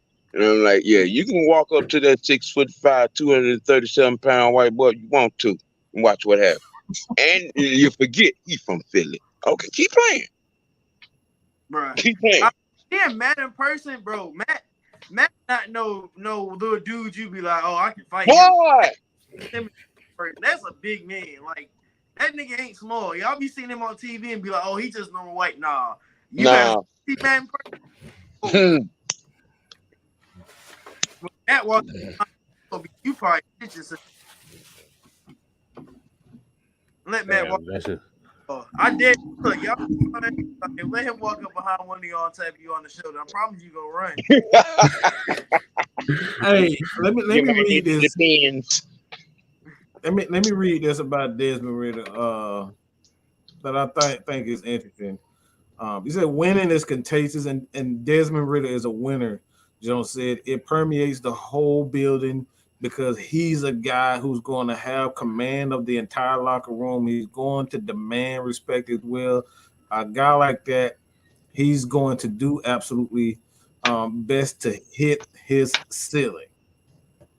This is what's going around the Falcons coaching staff right now. They said the guy just oozes confidence and he wants to win. There's a reason why they went after guys like him. They're not trying to lose. Y'all can sit up here and talk about 2023 and 2024 all you want to, but these guys want to win. They're getting guys from college that have that same mentality. So we say again, either get on board or get your ass left behind. Can I make a quick observation about Desmond Ridder? Besides the fact that he looks 37, but he's 22. Right. Real. What made me notice him was his pocket patience. He extend plays to the hip that it needs to be extended. He lets it develop. That's the difference between him and the rest of this quarterback class and next year's class. He will sit in that pocket. He will roll with that pocket. He will help that pocket move. That's the difference between him and the rest of these quarterbacks. And that's why Arthur Smith had a 2-hour conversation with him in the draft process. Y'all better pay attention. Arthur telling you what's going on. I'll put it like this though. You know, it's so funny to me. You see a lot of schools when they quarterbacks get drafted, they're always like, man, we don't know who, we don't know who the next quarterback is. But the fans know. Everybody know who the new kid on the block was 3 years ago who's going to start now. We don't know who's going to start at Cincinnati. He was Cincinnati. If you think of the face of Cincinnati football, and Cincinnati who that put the University of Cincinnati on his back and carried them to multiple wins and really showed out. He is the third winningest quarterback in the NCAA college football history. Third, he's the third winningest. But we, like some people in this fan base, don't think he's gonna be good. He is the third winningest quarterback in college football history. It's only 2 people ahead of him, but he's not gonna be good. Let me ask you a question, because I know it's kind of like with the whole Cincinnati and conference type of thing. Right. When we look at quarterbacks that played in shitty situations or they didn't play good in college, if you just looked at Patrick Mahomes' record at Texas Tech, you would have thought he was trash. Ooh, talk about it. Talk about it. Talk about why Mr. Trubisky went first in that draft. Talk about it. Hallelujah. I'm just saying.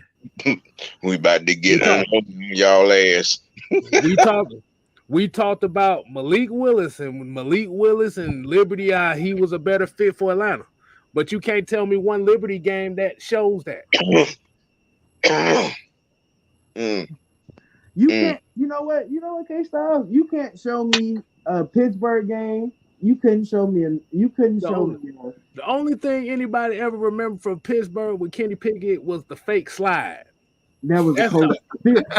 Look, that's still the coldest move I've ever seen. That's still one of the coldest moves I've ever seen somebody pull. I saw 3 games on Pickett in Pittsburgh. You know, he flashed on the screen a little bit. I was just chancing. I watched it. I mean, they motherfucking throw the ball 55, 60 times a game. Right. You know what game was good for? You know what game really kind of drove his rate up, which it shouldn't have? That damn Tennessee game. Yep. That damn Tennessee game was what really put him on the map. Yeah. He went out there and damn scored, what was it, 40, 50 points? Right. And everybody was like, oh my God, look at Kenny Pickett. Look what he's doing. It's damn Tennessee. Shit. But it's an SEC team. I don't give a shit. It's Tennessee. Fuck Tennessee. Damn. We know this. We get that. We know that. You know what I'm saying? You know, but to the rest of the football world in the NCAA fan base, he beat an SEC team. Let me bring up another quarterback.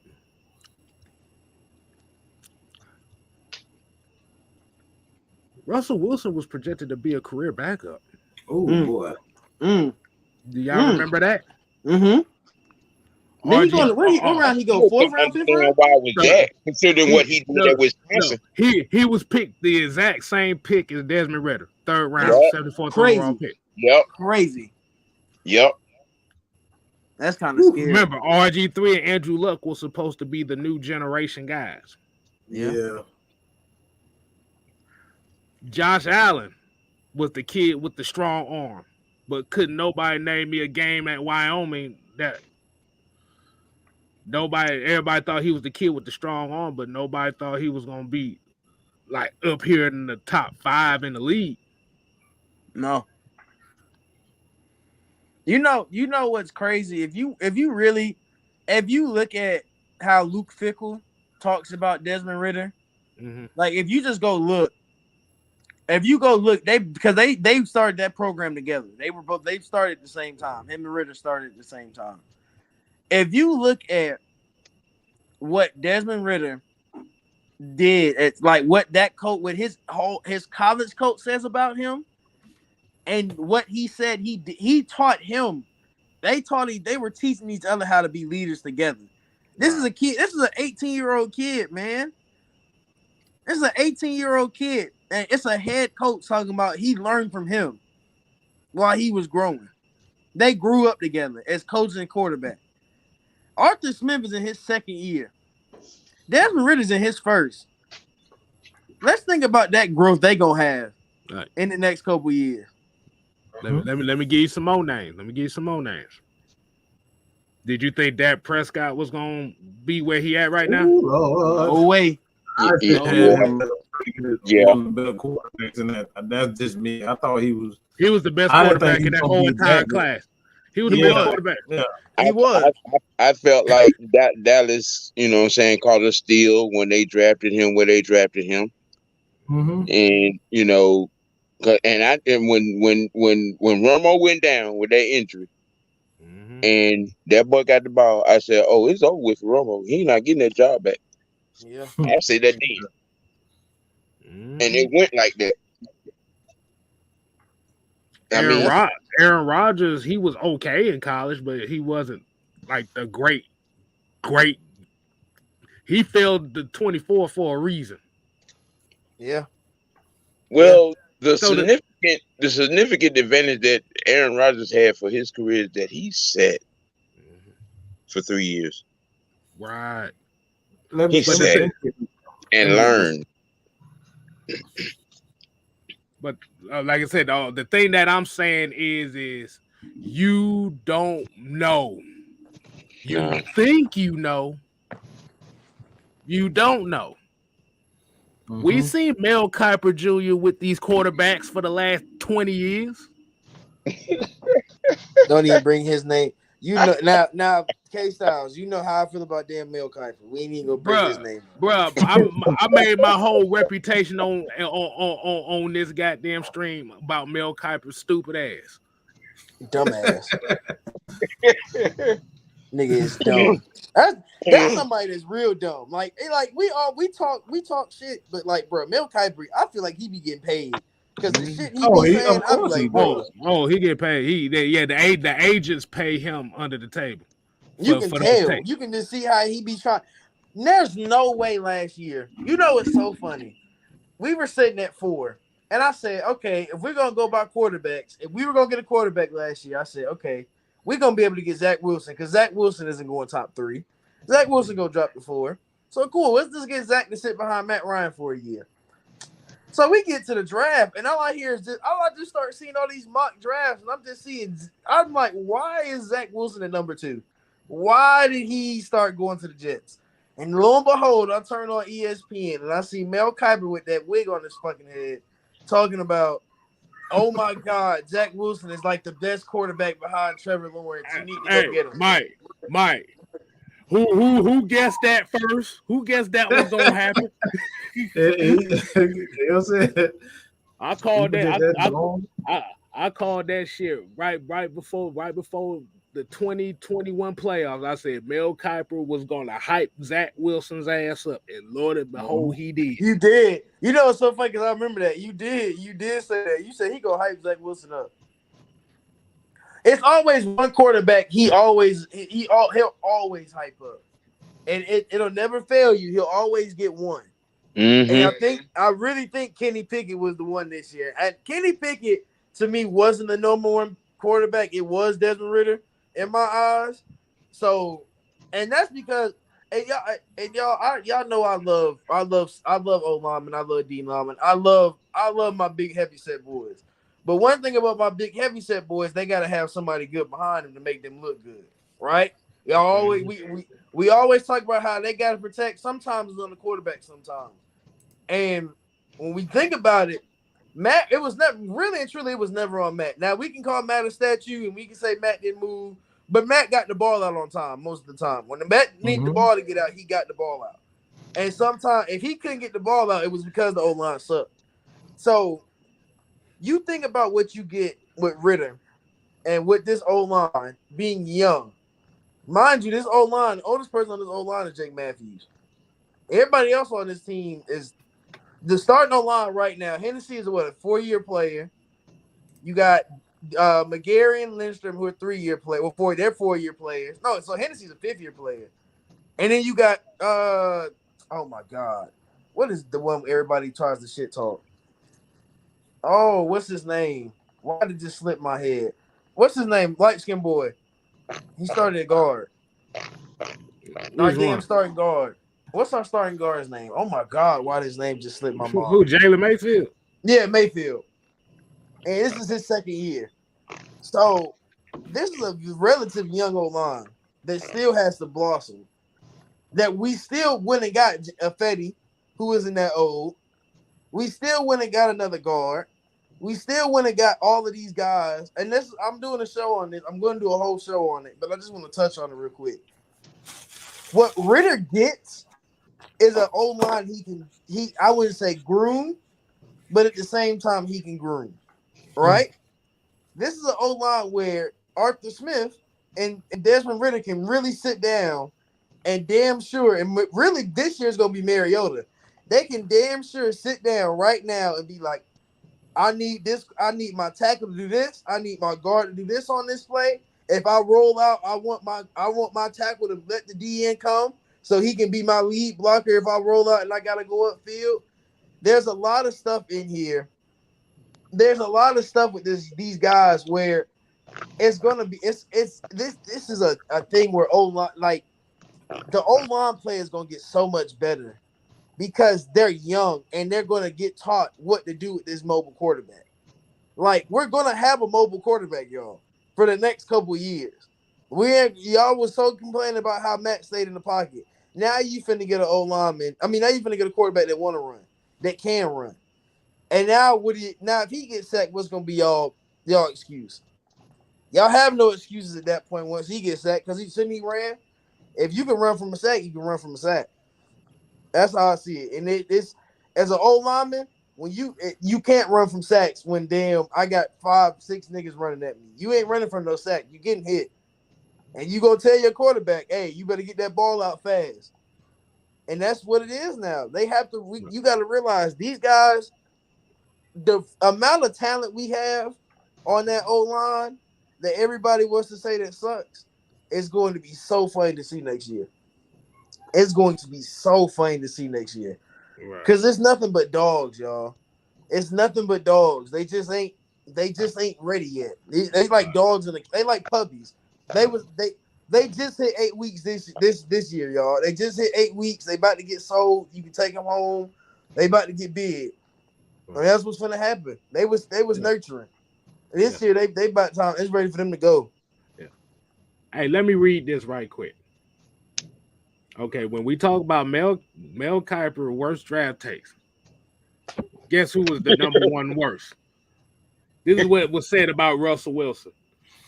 I think he will have a cynical Wallace type career where you can bring him off the bench and he'll add a spark. Jesus. Cynical Wallace type. Yeah, he said that. How many rings Russ got? 2? He got one. One, He's I been think. to 2 Super Bowls. Yeah, he's been to 2 Super Bowls. Yeah. Yeah. Oh, don't need to bring up the. Hold on. Let me read you another quote here. I think when you look at David Carr and Joey Harrington, 3 or 4 years down the road, you're not going to call any one of these two players a bust or disappointment. Who? Who said that bullshit? The same motherfucker. That man said Seneca Wallace. Oh damn! Seneca Wallace, but really? We had a Seneca Wallace and Joey Harrington quote. Here's a very famous quote right here. Andre Wadsworth could be the next Bruce Smith. I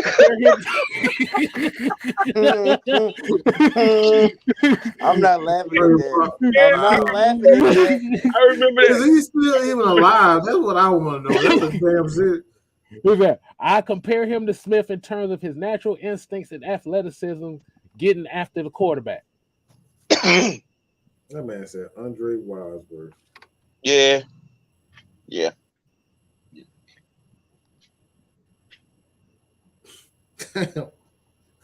Oh, you remember the wide receiver from USC, Mike Williams? Yep. He said, "I'll see you at the Hall." Hall." Was only in the league 3 years, and you make that. Wow. He said, "Mike Williams." He said, "Mike Williams." He said, "Mike Williams, I'll see you at the Hall of Fame." Yeah. USC wide receiver. Yeah. He said that. Oh, On boy, ABC. we got whole ass of quotes over here, boy. I'm waiting for them to come up. Oh yeah, don't forget the whole "if Jimmy Clausen doesn't make it to the Hall of Fame, I'm gonna retire" speech. I knew it was one.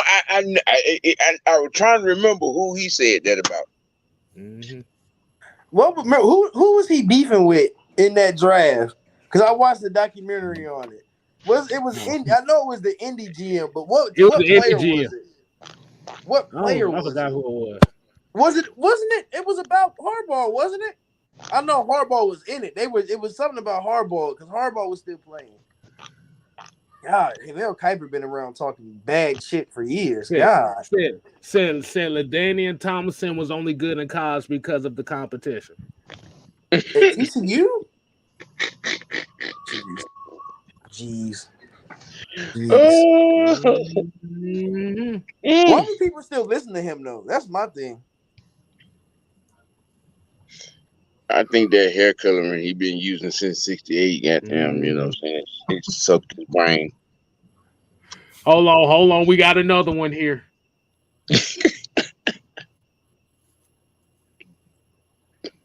Achilles NFL player. Who? Who?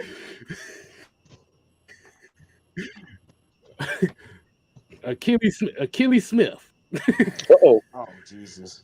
He said Achilles Smith will be the passer that the Cincinnati Bengals lacked since Boomer Esiason. Jeez. Yeah, like Boomer Esiason, a great ass quarterback or something. Yeah, well, it was they didn't draft Trent. I remember they didn't draft Trent, and he went off on it.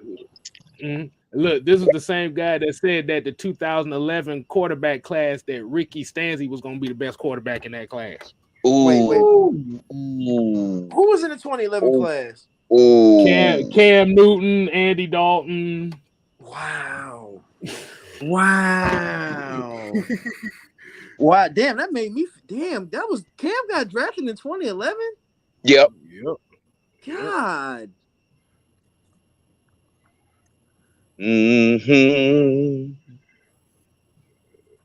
I gotta stop smoking Sam's prescription. That dude got drafted in 2011. This dude said Jamarcus Russell was John Elway like. That's funny. That's funny. That made me laugh for real. That's hilarious. I'm Oh, looking at I'm, that I'm, was hilarious. look,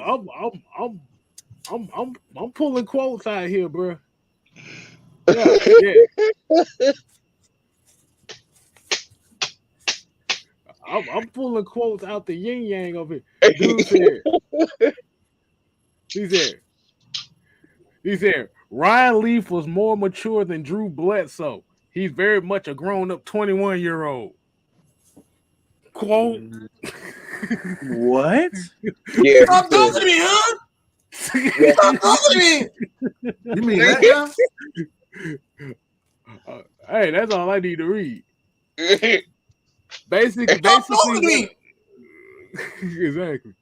You Knock it got something off. to say? Well, stop I talking to want, me.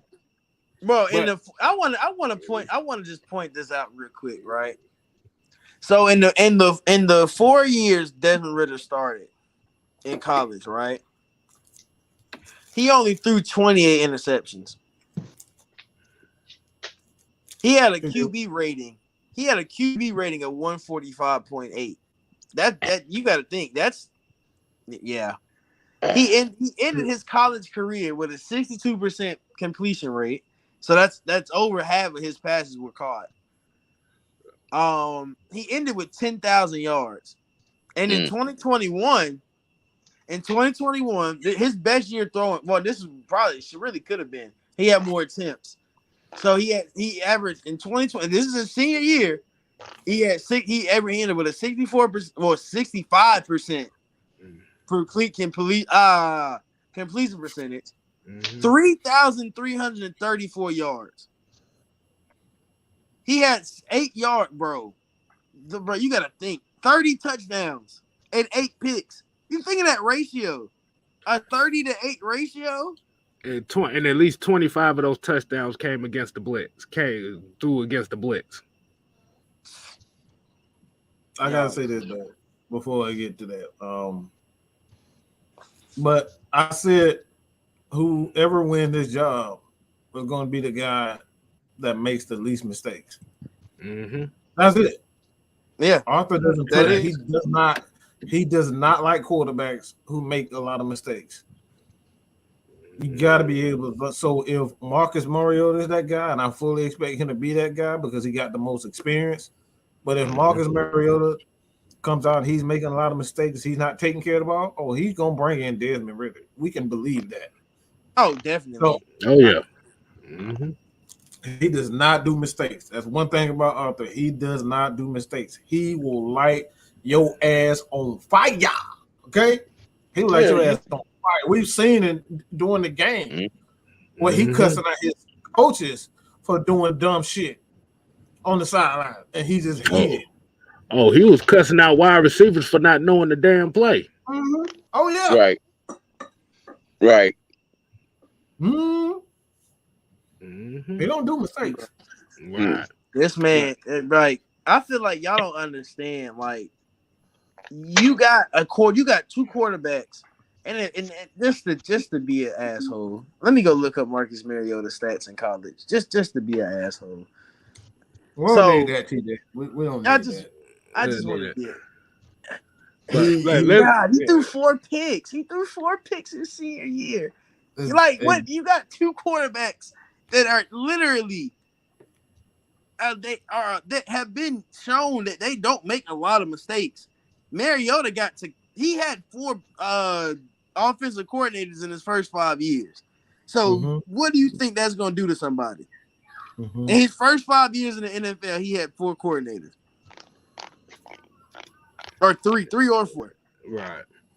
So, oh man. But let's go ahead and start winding this thing down tonight, man. But this was a fun, very interesting edition of 6-Man K-Style 6-Man Convo tonight. And I didn't know this was episode 51. Good God. Yes, sir. Yeah. So you guys, when he just plugged that, I want you guys to head over to Apple Podcasts, as well as Spotify and most of your podcasting platforms, and just follow us, Mad Mike Sports. I'm gonna have these long our videos gonna have some short content, but we're gonna put this one on here. We're gonna put that one on there, and I'll have that. I have 2 episodes, 2 more new episodes later on tonight. So you guys go to Spotify and you go to Apple Podcasts, most of your podcast platforms, so you guys can hear us while you just sitting at home, you waiting in line at Walmart, whatever you shopping, you getting, your car fixed, you getting the change, your tire change, you can hear us right there anywhere. So check us out there. Depends on what Walmart you're at too, because for some reason certain Walmarts don't have good phone services unless you got straight. Bro, what? You right. I thought I was the only one that noticed that, but no, they really can't dial out and that. They started remodeling them. They just lost all service. I don't know what happened. And Anthony White, like I said, man, hey, appreciate the love, man. Hey, at the end of the day, it's all about the conversation. But hey, don't take nothing personally. We say this all the time. We some shit talkers. Don't take us talking shit and tell you to shut the fuck up. Don't take that shit to heart. We some shit talkers. Y'all shit talkers, and that's what we do. Look. Like I said, you can have your opinions about the team. That's fine. But when you start trying to attack us, here goes Sam. Look at him. We can't take your ass nowhere, bro. Y'all don't pay attention to. There's gonna be some trouble with him. Please don't. I forgot what movie that was. Hold on, I'm talking about. God damn, you're gonna get me in trouble. But yeah, it was Friday. It was Friday. Don't get me in trouble. That was day that he was like, I gotta live here and you don't. You keep fucking around this, you gonna get me in trouble. God damn. Top flight break. Top flight break. Hold on. Respect the man. Them Boston boys up, y'all. I just want people to know them Boston boys up at halftime. Oh, I'm not surprised right now. I'm not surprised. I'm just saying. Look, y'all want to write them off? Y'all want to write Boston? Oh, I'm not shocked at all. No, not writing them off. I mean, it's still 7 games. It's still 7 games though. It's halftime. It definitely is. And we all know what Golden State does in a third quarter. Yeah. Steph going the best of the best. So yeah, Steph gonna get a hit a shimmy on somebody. He gonna. We're going to see what this Boston squad is actually really truly butt nakedly made of. Did you just say butt nakedly made of? Yeah, he did. Okay. I just want to make sure I wasn't hearing. I wasn't tripping. We need to put that on the tee. We need to put that on the t-shirt. Butt nakedly made of. Yeah, we got to see what you butt nakedly made of. Steph already showing his ass. He's showing his ass. Oh my God! If y'all saw my face, I was reacting to Curry. God, he got 21 already. Jeez. Yeah, Steph ain't no joke, man. Jeez. Yeah, let's go ahead. We're gonna go ahead and wind it down so we can. We're gonna go ahead and wind it down. Like I said, we're gonna save our final thoughts for tomorrow's Friday Night Madness. Hell, y'all done got a sneak preview of that shit tonight. Boy. So that'll be fun. Hold on, wait a minute. Let me do it right. I gotta do it right. So, oh God, we appreciate y'all tuning in to the 6-Man Convo. As you got your man, 6-Man K Styles, Mad Mike Sports, TJ, Call on Tyrone, and the OG Big Sam. Over there looking like he'll bust down your girl any moment now with that damn tank top on. So until next time, we ain't here to play. Merch. I got merch. Hey, I just want to say I'm starting my merch. Hey, look, I'm doing merch for everybody, y'all. I'm gonna go and do designs for all of them. When I set the merch store up, y'all gonna get it. So y'all go and buy that stuff, bro. We trying to get big. I know y'all want that Mad Mike stuff. I know y'all do. You want to walk around with me walking around. So I know y'all want K-Style stuff. I gotta have the old man Sam angry face on you. Exactly. He's that. I'm Tyrone, and I'm here to fuck your wife. Long dick style.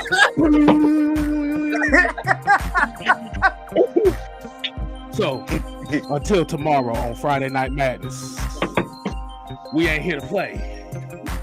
We here to stay. You ain't got to go home. No. But you gotta get the hell up out of here. Hands out here. Bye. Bye, mama.